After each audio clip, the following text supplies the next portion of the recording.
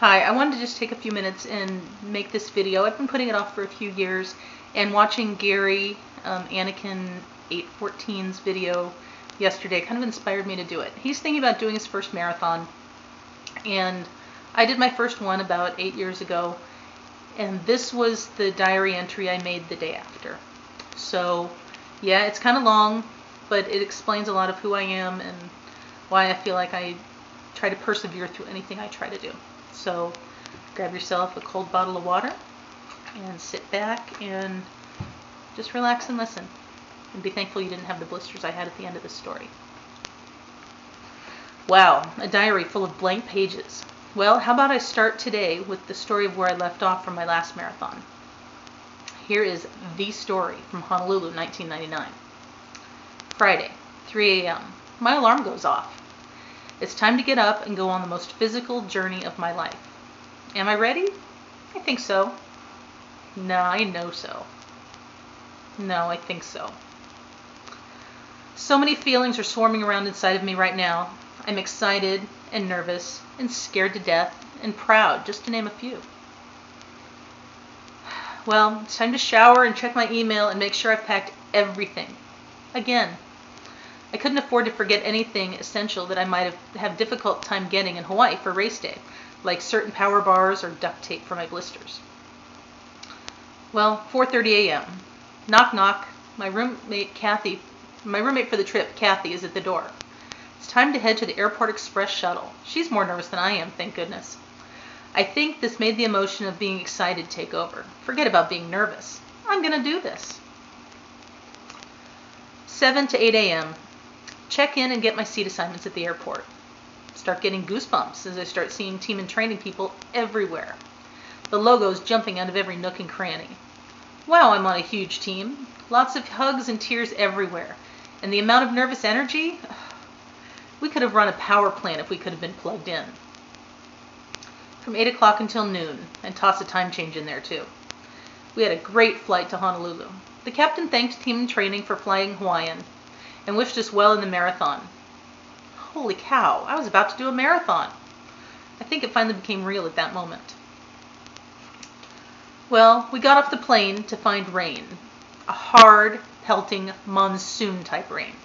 It was about 80 degrees, and to say the least, it was a little bit different than the 34-degree, foggy Northern California morning that I had left a few hours earlier. Did I mention that there were flash flood warnings?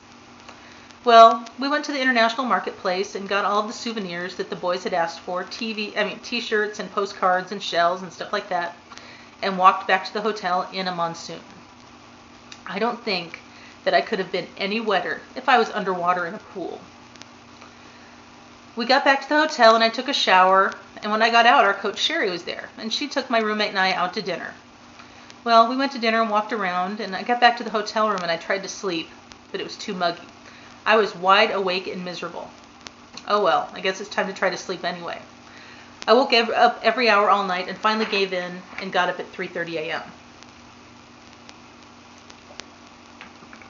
The next evening, after the showers, we went to the pre-marathon pasta party. It was pretty fun. There were 3,500 of us in one room for dinner.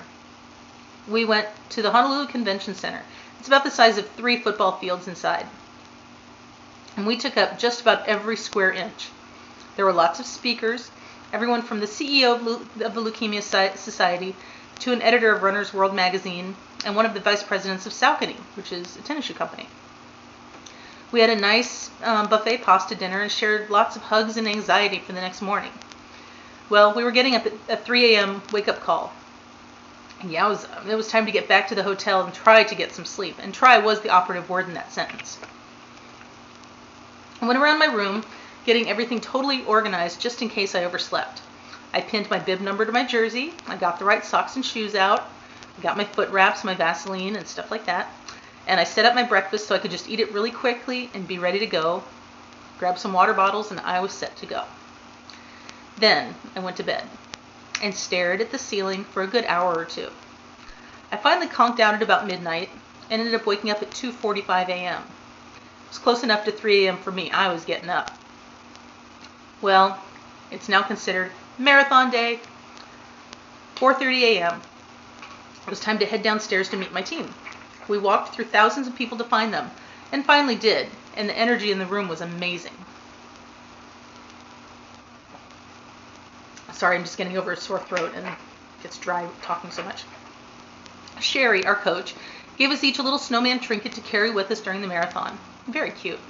I tucked it in with my other motivators, like a feather that someone else had sent me and a little angel, and I was set for the starting line. We walked through the darkness and the rain for about a mile. The only thing lighting the sky around us was the shining of all of the Christmas lights, twinkling off the high rises. And about 5:30 a.m., we heard the cannon go off, a huge boom that shook you inside. The marathon had started. Then there was about 10 minutes of fireworks, even with all of the rain. About 15 minutes later, we crossed the starting line. There were 37,000 people there on the course. 10,000 or so were doing the Mayor's Walk, which was a 10K, and the other 27,000 of us were doing the full 26.2-mile marathon. Of those 27,000 people, about 2,500 of us were team and training participants. We walked for a mile or two to warm up our bodies, and then took about 15 minutes for some good stretching, and then we hit the road again. The rain was still coming down very hard. Our feet and layers of socks were soaked, but there was no other option. If we were going to walk, we were going to get wet. The first 6 miles went very, very slow due to the extra 10,000 people doing the Mayor's Walk. Usually about 6 miles would take us about an hour and 15 to an hour and a half maximum. It took 3 hours. So much for being finished with a 7-hour marathon. Well, after mile 6, the pace picked up, the rain lightened, and we got a nice steady pace going. Miles 7 and 8 zoomed right by.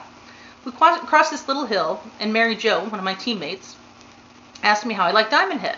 And I said, oh, we didn't have time to go to Diamond Head yesterday. We went snorkeling instead. She started laughing, and laughing, and laughing, and said, Sandy, we just climbed Diamond Head. My jaw dropped. Sherry, our coach, had put the ultimate fear of Diamond Head into us. We had trained so hard on mountain climbing for this part of the course, and I had already done it and didn't realize it. It was so easy. Our coach was at the bottom, and she asked if we wanted to kill her now or wait for later. Well, we decided to do it later. We didn't want to waste any more precious time.